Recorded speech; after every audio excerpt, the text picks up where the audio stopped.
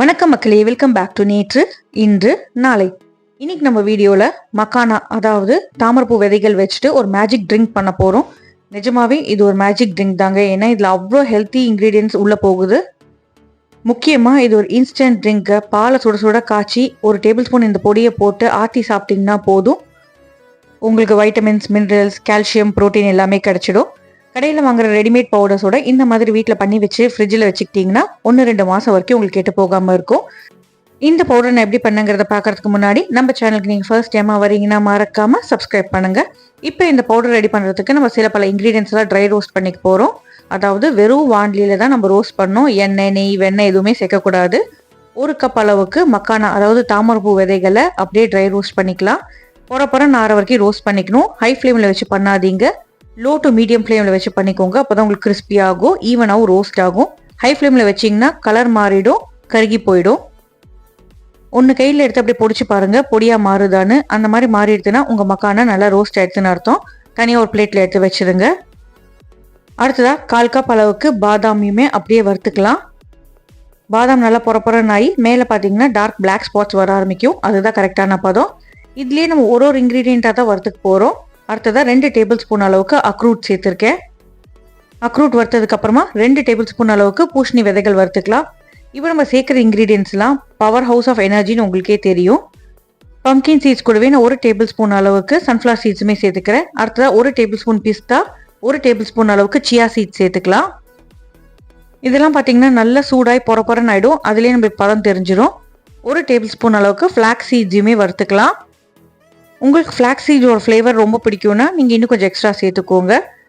கஜூர்னு சொல்லுவோம் இல்லையா, try dates, அது ஒரு 4-5 சேர்த்துட்டு நம்ம வறுத்துக்கலாம். மறக்காமல் கட் பண்ணி நடுவில் இருக்கிற கொட்டையை எடுத்துருங்க. ப்ரோட்டீன் சோர்ஸுக்காக இதுலேயே நம்ம சட்டுன்னு சொல்லக்கூடிய ரோஸ்டட் சன்னா இருக்கு இல்லையா, தோலோட, அதை 1/2 கப் சேர்த்துட்டு வறுத்துக்கலாம். இது உங்களுக்கு எல்லா பொரிக்கடையிலையுமே ஈஸியாக கிடைக்கும். கருப்பு கொண்டக்கடலை அப்படியே தோலோடு வறுத்து வச்சுருப்பாங்க இல்லையா, அதுதான் இது. இது வறுபட்டதுக்கு அப்புறமா இதுலேயே 1/4 டீஸ்பூன் அளவுக்கு ஓமம், 1 டேபிள் ஸ்பூன் அளவுக்கு வெள்ளை எள்ளு சேர்த்துக்கிறேன்.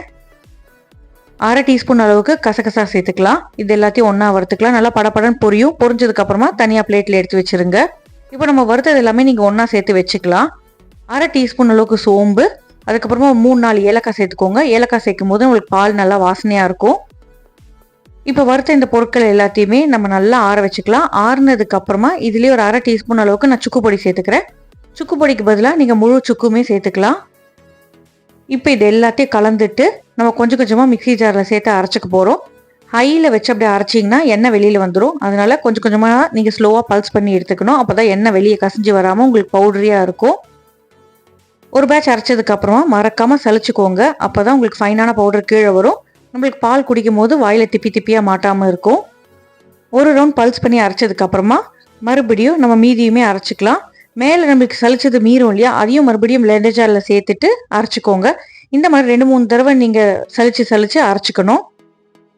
ஃபைனாக உங்களுக்கு கொஞ்சம் மிச்சம் மேலே வரும். அதை அப்படியே லட்டு மாதிரி பண்ணி சாப்பிட்ருங்க. இப்போ நம்ம நல்லா சீவ் பண்ணி கீழே ஒரு பவுடர் கிடச்சது இல்லையா, அதை ட்ரையான ஒரு பாட்டிலில் ஸ்டோர் பண்ணி வச்சுக்கிட்டிங்கன்னா நம்ம ஃப்ரிட்ஜில் வைக்கும் போது 1-2 மாதத்துக்கு நல்லா ஃப்ரெஷ்ஷாகவே இருக்கும். டெய்லி யூஸ் பண்ணும் போதும் மறக்காமல் ட்ரை ஸ்பூன் யூஸ் பண்ணுங்கள். அப்போ தான் ஷெல்ஃப் லைஃப் நல்லாயிருக்கும். இப்போ நம்ம என்னென்ன சேர்த்தோங்கிறத நான் ரிப்பீட் பண்ணிக்கிறேன். மக்கானா, பாதாம், வால்நட்ஸ், கஜூர், pumpkin seeds, sunflower seeds, flax seeds, roasted chana, கசகசா, பிஸ்தா, சியா சீட்ஸ், ஏலக்காய், சுக்கு, ஓமம், எள்ளு, சோம்பு. ஸ்வீட்னஸ்க்கு பார்த்தீங்கன்னா ராக் கல்கண்டு கிடைக்கும் இல்லையா, பெரிய பெரிய ராக்ஸாக, அதை இடிச்சுக்கலாம். அது அன்ரிஃபைண்டுங்கிறதுனால உடம்புக்கு அவ்வளோ கெடுதல் கிடையாது. உடச்சிட்டு பிளெண்டர் ஜாரில் சேர்த்துட்டு பொடி பண்ணி எடுத்துக்கோங்க. இந்த பொடியை நம்ம அரைச்சி வச்சிருக்கிற பொடியோட மிக்ஸ் பண்ணிக்கிட்டோம்னா நம்மளுக்கு தனியாக நாட்டு சர்க்கரையோ எதுவுமே தேவையில்லை. அப்படியே பாலில் இது 1 டேபிள் ஸ்பூன் போட்டு கலந்தா போதும். இல்லை எனக்கு எந்த ஸ்வீட்னரும் சாப்பிட வேணாம்னு நினச்சிங்கன்னா நீங்கள் இந்த கல்கண்டு சேர்க்கறத ஸ்கிப் பண்ணிக்கலாம். பட் நம்ம குழந்தைகளுக்கு கொடுக்கும்போது இதில் கொஞ்சம் இந்த ஸ்வீட்னஸ் இருந்தால் தாங்க அவங்களுக்கும் சாப்பிட்றதுக்கு பிடிக்கும். டெய்லி 1 டேபிள் ஸ்பூன் 1 டம்ளர் பாலில் கலந்து கொடுத்து பாருங்கள், உங்களுக்கே நல்லா சேஞ்சஸ் தெரியும். இப்போ இதை ஒரு ட்ரிங்க் மாதிரி பண்ணிக்கலாமா? நல்லா சுட பால் காய்ச்சி எடுத்துக்கோங்க. 1 டம்ளர் பாலுக்கு 1 டேபிள் ஸ்பூன் நம்ம அரைச்சி வச்ச பொடியை சேர்த்துட்டு கலந்து விட்டுட்டு அப்படியே நீங்கள் குழந்தைகள் கொடுத்துடலாம். குழந்தைகள்னு இல்லைங்க, யார் வேணாலும் இதை சாப்பிட்லாம். அப்பப்போ தீர நீங்கள் ஃப்ரெஷ்ஷாக அரைச்சி வச்சுக்கோங்க. கேமரா பார்த்துட்டே ஆட் பண்ணதுனால கீழே கொஞ்சம் சிந்திருத்து. அவ்வளோதாங்க, நம்மளோட makhana magic drink powder ready. நீங்களும் இதை ட்ரை பண்ணி பார்த்துட்டு எப்படி இருக்குங்கிறது எனக்கு மறக்காம கமெண்ட்ஸை சொல்லுங்க. உங்களுக்கு ஏதாவது பாசிட்டிவா சேஞ்சஸ் தெரிஞ்சாலும் நீங்க யூஸ் பண்ணி பார்த்துட்டு சொல்லலாம். ஸ்டோர் பாட் பொடிகளோட இது கட்டாயம் உங்களுக்கு நல்லது தாங்க. நான் என்னோட கிட்ஸுக்கு இப்போ இந்த ட்ரிங்க் கொடுக்க ஆரம்பிச்சிருக்கேங்க. இந்த ரெசிபி உங்களுக்கு பிடிச்சிருக்கும்னு நினைக்கிறேன். யூஸ்ஃபுல்லாக இருந்தால் நம்ம சேனலுக்கு மறக்காம லைக் பண்ணுங்க, ஷேர் பண்ணுங்க, சப்ஸ்கிரைப் பண்ணுங்க. இன்னும் நல்ல ரெசிபியோட நாளைக்கு சந்திக்கிறேன். தேங்க்ஸ் ஃபார் வாட்சிங். பாய்.